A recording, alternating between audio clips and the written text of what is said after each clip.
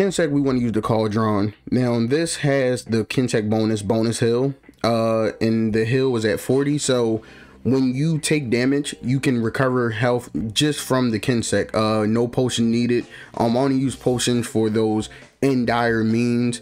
But yeah, this is the Insect you want to take into the hunt.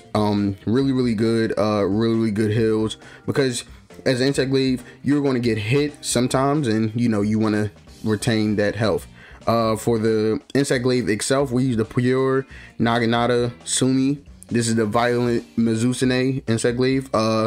Really good. I know a lot of people would say, why not use the Abysmal Dragonspire? Well, this has better sharpness. The affinity is 10% versus the Abysmal Dragonspire, which is negative 25%, and it has 3 decoration slots. So this is the Insect Glaive that I use, and yeah, I think I get more out of it, more than just the Abysmal Dragonspire, excuse me. And yeah, this is my go-to Insect Glaive. So this is the 2 things that you want to have from your Insect in your Insect Glaive. Okay, so now you have the decorations. Now for the pure Naginata Sumi Insect Glaive, you have 2 Challenger Jewels, and you have an Expert Jewel. Again, you want to get these crits and you want to get these attacks. You have a Hard Defense Jewel for Grinder and Defense Jewel. Again, you want to make sure you have your crits, your attacks, and your defense up. Attack Jewel again, Expert Jewel for the Resin Kaiser Mel. I just built this around hitting hard. Again, you have Fortitude Jewel, Medicine Jewel, Attack Jewel. The Medicine Jewel is for the Insect.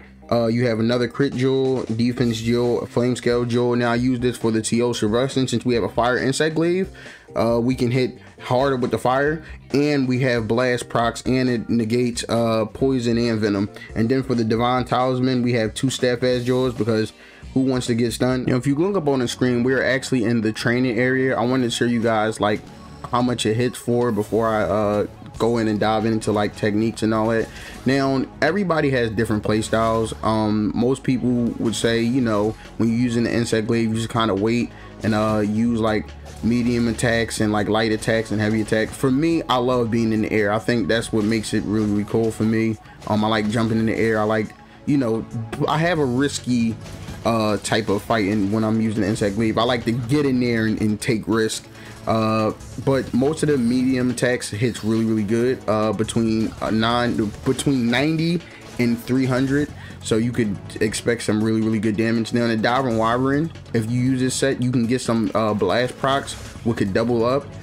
But for base hits, it hits between 600 and 800. But if you get the double procs, you can hit between 1.2k, as you've seen right there. And yeah, it hits really well. It hits really good. Really crazy attack output and stuff like that. And yeah, just one of the main Insect Glaive builds that I use and that I go into many missions with.